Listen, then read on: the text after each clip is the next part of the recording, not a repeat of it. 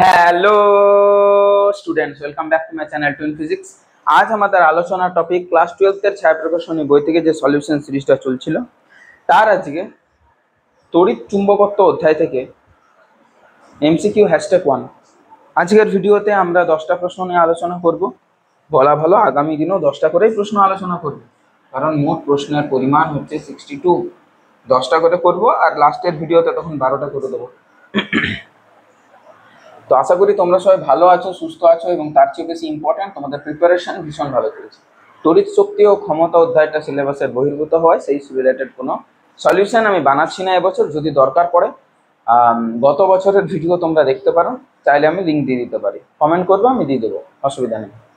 1 নম্বরের প্রশ্নতে বলেছে একটি চৌম্বক ক্ষেত্রের কোনো বিন্দুগামী চৌম্বক বলরেখার স্পর্শকের দ্বারা ওই বিন্দুতে রাখা একটি বিচ্ছিন্ন তড়িৎ মেরুর কোন ধর্ম প্রকাশিত হয়।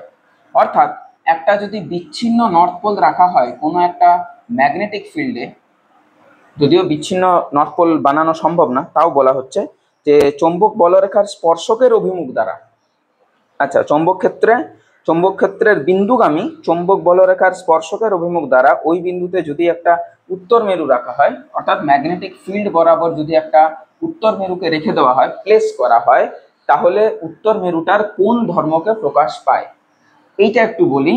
যদি ইলেকট্রিক ফিল্ডের সাথে যদি একটু কম্পারিজন করি, একটা পজিটিভ চার্জকে যদি ইলেকট্রিক ফিল্ডে রেখে দেওয়া হয়,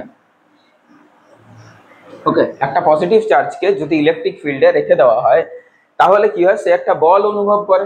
কি পরিমাণ বল অনুভব করে? কিউ ইন্টু ই।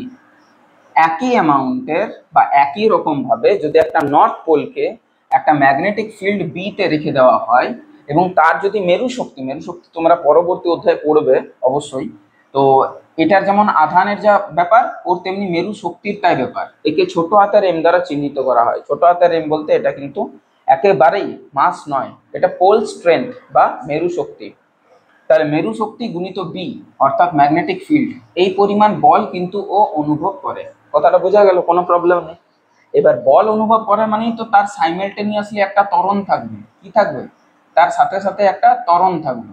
তাই ওই নর্থ পোলটার ত্বরণকে নির্দেশিত করে, না বেগ, না সরণ, ওইসব কিছুকে না, না অবস্থান, কিছুই না, ত্বরণকে নির্দেশিত করে। বিকজ ফোর্স একটা ত্বরণকেই বয়ে নিয়ে আসে।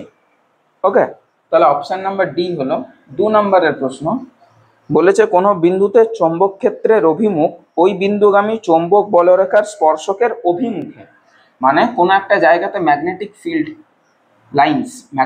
লাইন্স অর্থাৎ চৌম্বক বলরেখা এইভাবে যদি থাকে, আর আমি কোনো একটা পারফেক্টলি কোনো একটা পয়েন্টে, এই পয়েন্টে ম্যাগনেটিক ফিল্ড পেতে চাই, এটা ফিল্ড লাইন্স আর এটা ফিল্ড পেতে চাই, তাহলে সেই বিন্দুতে যদি আমি স্পর্শক অঙ্কন করি, সেই স্পর্শকের ডিরেকশনটা দেবে আমাকে ম্যাগনেটিক ফিল্ডের ডিরেকশন, ওই অভিমুখে। Option number A. 3 নম্বর কি বলেছে দেখো, 3 নম্বরে বলেছে সুষম চৌম্বক ক্ষেত্রের বলরেখাগুলি যদি ইউনিফর্ম ম্যাগনেটিক ফিল্ড হয় তাহলে ইকুয়াল ডিস্টেন্স দূরে দূরে থাকে, প্রথম কথা। আর দ্বিতীয় কথাটা হচ্ছে সমান্তরাল হবে। এইভাবে হবে না, এইভাবে হবে না কোনো মতেই, তারা সমান ডিস্টেন্স দূরে থাকে। অপশন নাম্বার এটা কারেক্ট। সমান্তরাল হবে, ইকুয়াল ডিস্টেন্স দূরে দূরে হবে এবং সুষমভাবে সজ্জিত থাকবে, তাই তো ইউনিফর্ম ম্যাগনেটিক ফিল্ড, তার জন্য তো নামটা দিয়েছে। 4 নম্বরেরটাতে বলেছে একটি উল্লম্ব দীর্ঘ তড়িৎদ্বারের মধ্য দিয়ে ঊর্ধ্বমুখী প্রবাহ আই, তড়িৎদ্বারটির পূর্ব দিকে তারটির পূর্ব দিকে পূর্ব দিকে আর দূরত্বে চৌম্বক ক্ষেত্রের অভিমুখ কোথায়? যেই দিকে তোমার, এটা কিন্তু উল্লম্ব বলেছে, উল্লম্ব মানে এটা আমি এঁকে দিয়েছি এমনি, কিন্তু এটা নর্থ টু সাউথ। অ্যাকচুয়ালি ব্যাপারটা এরকম, তার পূর্ব দিক বরাবর, তাহলে এখান থেকে এইখানে, তাহলে 4টা আঙুল কি করতে হবে? ঢোকাতে হবে তোমাকে। যে রাইট হ্যান্ড থাম্ব রুল কি বলে? যেদিকে কারেন্ট সেদিকে বুড়ো আঙুল। যে পয়েন্টটা বার করতে বলেছে সেই পয়েন্টটা বাকি 4টা আঙুলকে কার্ল করলে দেখা যাচ্ছে সেটা ভেতরে ঢুকছে। কথাটা ক্লিয়ার হলো? ভেতরে ঢুকছে মানে এটা কিন্তু উত্তর দিক, উত্তর দিকটা এইখানে না, এখানে উত্তর দিক না, উত্তর দিকটা এই সামনে। আমার বোর্ডের দিকটা, এই দিকটা উত্তর দিক, এই দিকটা দক্ষিণ দিক, এই পিছন দিকটা দক্ষিণ দিক, এটা রাইট সাইড মানে পূর্ব দিক, এটা কিন্তু পশ্চিম দিক। তাহলে এখানে ছবিটা আঁকা হচ্ছে ওই রকম, ঠিক আছে? এইখানে যে ম্যাগনেটিক ফিল্ডের ডিরেকশনটা হবে সেটা ভেতরে, অর্থাৎ চিরে ভেতরে ঢুকে গেছে। সরি ভেতরে ঢুকলে ডট হয়, সরি ভেতরে ঢুকলে ডট হয় আর বাইরে বেরোলে ক্রস হয়, এইভাবে। অর্থাৎ ভেতর দিকে মানে অ্যাকচুয়ালি নর্থ দিকে, উত্তর দিকে।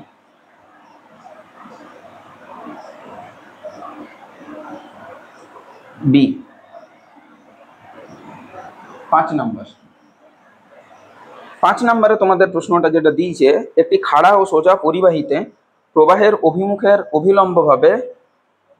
অভিমুখ উল্লম্বভাবে উপর দিকে, মানে আবার সেই উপর দিকে এইভাবে কারেন্ট যাচ্ছে। একটি বিন্দু পি পরিবাহী পূর্ব দিকে অল্প দূরত্ব অবস্থিত, আর কিউ একটা সেম ডিস্টেন্স দূরে পশ্চিম দিকে অবস্থিত। মানে এইভাবে যদি কারেন্ট যায় তাহলে আমার রাইট সাইডে একটা পয়েন্ট, সেম ডিস্টেন্স দূরে লেফট সাইডে একটা পয়েন্ট। তাহলে রাইট সাইডের পয়েন্টের ক্ষেত্রে কি বললাম, উত্তর দিকে হবে, তাহলে লেফট সাইডের পয়েন্টের ক্ষেত্রে দক্ষিণ দিকে হবে, একেবারেই তাই। এবং তার সাথে সাথে দুটোর যে magnetic field at point P আর magnetic field at point Q, এই দুটোই কিন্তু কি হবে, সিমিলার হবে। ক্লিয়ার হলো কথাটা, সিমিলার হবে, এটা হচ্ছে ব্যাপার। অপশন নাম্বার বি, ডিরেকশনটা আলাদা হবে। 6, একটি চুম্বক শলাকাকে দীর্ঘ পরিবাহীর তারের নিচে, এটা তো ওস্টেটার পরীক্ষার সাহায্যে অনায়াসেই বলা যায়, এটা পূর্ব দিকে ডিফ্লেক্ট করবে। আর পরেরটা ঠিক তার উল্টো জিনিস দিয়েছে, উল্টো সিচুয়েশন দিয়েছে, কারেন্টটা উল্টো দিকে যাচ্ছে, দক্ষিণ থেকে উত্তরে যাচ্ছে। তাহলে এর পরেরটা হবে পশ্চিম দিকে। ওস্টেটার পরীক্ষা থেকে এটা সেই মুখস্থর মতো বলাই যায়, অসুবিধা কিছু নেই, আশা করি এখানে বোঝানোর মতো কিছু নেই। এটা সি আর এটা ডি। 8 নম্বরেরটাতে একটা অঙ্ক টাইপের দিয়েছে। একটা জিনিস মনে রাখবে, magnetic field directly proportional with the current, এটা মনে রাখবে। ওকে, তাছাড়াও বৃত্তাকার পরিবের যে ম্যাগনেটিক ফিল্ড তার রাশিমালাটা দেখলেও এটাই পাবে তোমরা, 2πI/r এরকম, ঠিক আছে। তাহলে যদি করো তুমি প্রবাহ মাত্রা কত হলে এত হবে, তাহলে I2/I1 এটা যদি করো তাহলে হবে B2/B1। ওকে, তাহলে B2 কত, 10⁻⁻6 পরবর্তীকালে, শুরুতে কত ছিল 10⁻⁻7। ওকে, এটা যদি কেটে দিই তাহলে হয়ে যাবে 10, আর তাহলে I2 হবে 10 টাইম অফ I1, মানে 10 টাইপ অফ I1 মানে মানে হচ্ছে 1, তার মানে হচ্ছে 10 অ্যাম্পিয়ার। হলো 9, একটি দীর্ঘ ঋজু তড়িৎবাহী তার থেকে 1 মিটার দূরত্বে চৌম্বক ক্ষেত্রের মান যা কত মিটার দূরত্বে তা পূর্বের দ্বিগুণ হবে।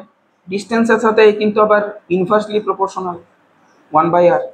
যদি তুমি দেখো কি বলেছে, দীর্ঘ ঋজু পরিবাহী তার যে ইয়েটা হয়, দীর্ঘ ঋজু পরিবাহীর যে ম্যাগনেটিক ফিল্ডের রাশিমালাটা হয় সেটা হয় 2π, সরি পুরোটা আমি আর লিখছি না, তোমরা জানবে অবশ্যই, μ0/4πI/r ইন্টু 2, মানে sin θ1 + sin θ2, যেটা মানে 2I/r। তাহলে এর সাথে ইনভার্সলি প্রপোর্শনাল। তাহলে বলছে দ্বিগুণ কখন হবে, তাহলে B2/B1 = R1/R2। ওকে, তাহলে যদি দ্বিগুণ চাও তাহলে এখানে 2, এখানে 1, এখানে R1, এখানে R2 হলো। তাহলে পরবর্তী দূরত্বটা কত হবে, R2 = R1/2, R1টা 1 মিটার, তাহলে এটা 1/2 মানে 0.5 metre. Option number C. Biot Savart সূত্র থেকে একটা প্রশ্ন আছে, কারণ বায়োসাভার্ট সূত্রতে আমরা ঢুকছি সবে মাত্র 10 নম্বরের প্রশ্নতে, সেটাও দেখে নাও।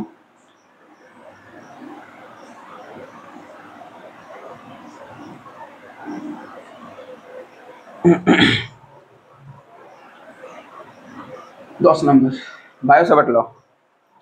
ও বায়োসাভার্ট সূত্র বলেছে, কিন্তু চৌম্বক ক্ষেত্রের মাত্রা বার করতে বলেছে। আচ্ছা ঠিক আছে, এটা তোমরা পাবে হয়তো, F = QBV পাবে, হয়তো না পাবে। ম্যাগনেটিক ফিল্ডের মাত্রা বার করার জন্য এই সূত্রটা সবচেয়ে বেশি গুরুত্বপূর্ণ বা সবচেয়ে সোজা মাত্রা বার করার ক্ষেত্রে।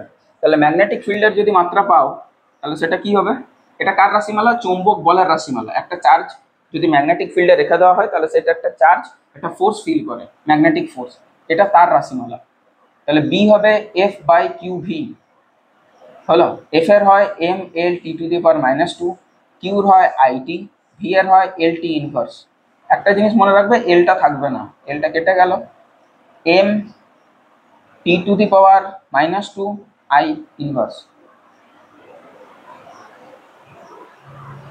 Option number B. এখানেই আমাদের প্রথম 10টা প্রশ্ন চর্চা করা কমপ্লিট। এর পরের ভিডিওগুলোতে আরও কঠিন কঠিন প্রশ্ন আসতে চলেছে, জটিল প্রশ্ন আসতে চলেছে, বিভিন্ন ধরনের সার্কিটের প্রবলেমও আসতে চলেছে, মানে 2-3টে তার দিয়ে তারের কোনো একটা বিন্দুতে ম্যাগনেটিক ফিল্ড নির্ণয় করে এগুলো এসেছে। তো এই অধ্যায় থেকে ওই দীর্ঘ ঋজু পরিবাহী তারের ম্যাগনেটিক ফিল্ডের রাশিমালা, বৃত্তাকার কুণ্ডলীর কেন্দ্রে ও অক্ষস্থিত কোনো একটা পয়েন্টে ম্যাগনেটিক ফিল্ডের রাশিমালা, এই দুটো জিনিস একটু জানবে। বায়োসাভার্টস ল একটু জানবে, অ্যাম্পিয়ার সার্কিটের ল একটু জানবে, সলিনয়েডের বা টরয়েডের এই দুটোর ম্যাগনেটিক ফিল্ডের রাশিমালা জানবে, তাহলে মোটামুটি এই অধ্যায়টাও ক্লিয়ার হয়ে যাবে, কোনো প্রবলেম হবে না। আর পরপর ভিডিও যেমন দিতে থাকছি তেমন দিতে যাবো। যদি বুঝতে পারো বন্ধু বান্ধবের মধ্যে শেয়ার করবে, যদি বুঝতে না পারো কমেন্ট সেকশনে কমেন্ট করবে। দেখা হবে নেক্সট ভিডিওতে। টিল দেন পড়াশোনা করতে থাকো, ভালো থাকো, সুস্থ থাকো, টেক কেয়ার, বাই।